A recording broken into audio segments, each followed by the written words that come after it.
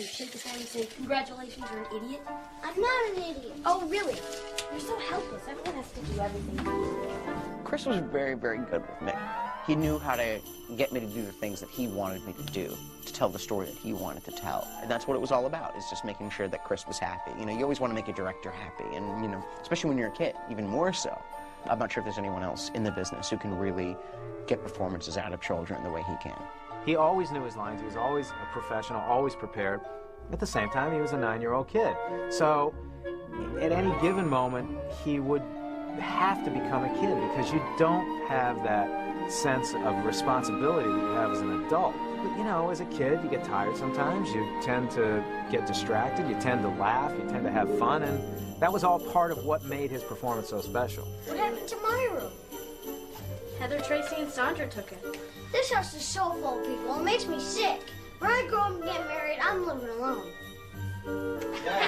We're almost there.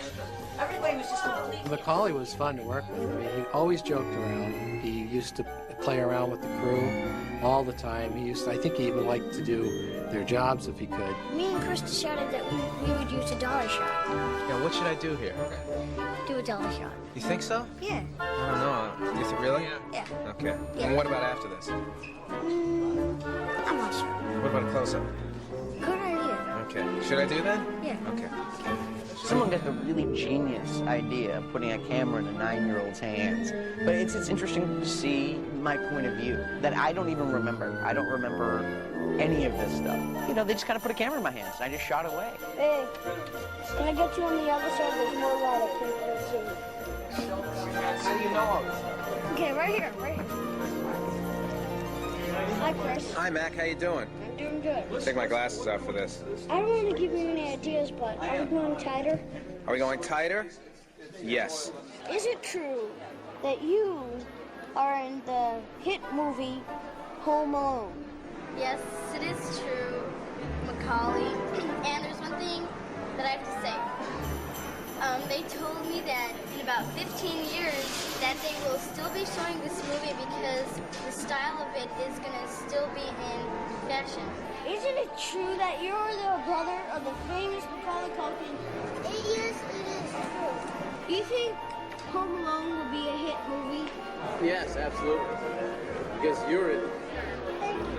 Moving on. We just had a great cast, you know, everywhere. Anyone from Macaulay Culkin and Joe Pesci and Dan. They were just a great bunch of people to work with. We were really lucky. Joe Pesci read it and saw that he could do something with it, and he came on board, and when he came on board, everyone else kind of followed. Joe Pesci was someone I was a gigantic fan of from Raging Bull and Goodfellas, and I thought, God, it would be great if Joe Pesci would agree to do something like this. He warmed to the script. We got along when we first met, and he decided to do the film, which was shocking to me. I didn't expect him to do it. He thought that a lot of what we were asking him to do was a stretch for him, which it was.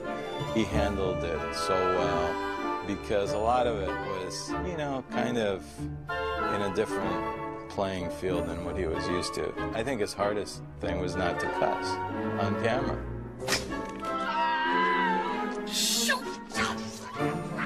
Working with Pesci, he's such a little whiny, annoying guy who I absolutely love. He pushes you, and he wants it to be perfect, and we love being silly together. Marv!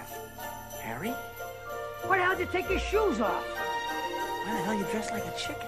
I had been a huge fan of Daniel Stern ever since I saw Breaking Away. He was just, I thought, a phenomenal actor. He was always my first choice, although he wasn't originally cast in the film because we couldn't afford him. They hired another guy, and then I think the other guy, whose name I can't remember, and Pesci rehearsed for like a few days, and then they called me and said, okay. Ironically, because of a failed screen test, Dan ended up getting the role. Thank God that other guy didn't do that movie. It would have been so stupid to have passed. When we first started shooting Home Alone, Chris wanted to have a real sense of danger until the explosion at the end when all the gags are set up and then Macaulay pounds us, and then it got more cartoony. So it was kind of being silly and stupid, but trying to keep some malevolence to it and unleash the slapstick at the end. Hiya, pal. We outsmarted you this time. Get over here. And they had me hung on the hook, which was a whole kind of little system thing that they'd have put me up there and stuff. And so we're rehearsing, and you know, Joe goes, Bite off every one of his fingers, one at a time. I don't think he did it on purpose. He bit me.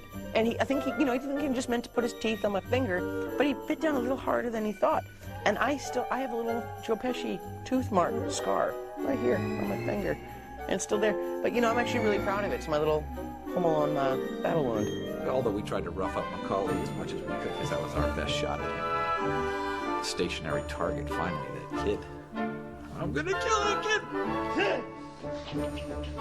What are you gonna do to him, Harry? Burn his head with a boat. And smash his face with an iron. The iron, the way we shot that actually was interesting, because the way they did that, obviously they shoot up and they have an iron dropping towards the camera. But when they want to film down looking at me, they built a rig where they put the camera on a rope and dropped the camera at me, and the rope was supposed to poing, you know, stop like right there. So, and I'm supposed to be looking at this 300-pound camera dropping in my face.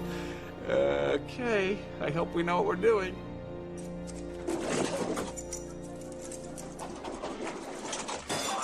The stepping on the nail was a rubber nail that I could crush, you know, like that. Walking across the bulbs, those were all made of sugar. There's a tarantula crawling up my face, and there was supposed to be a mechanical tarantula. And so we got to the day of shooting, and I said, you know, where's that mechanical tarantula? Because I saw the box with the big hairy one. And they said, yeah,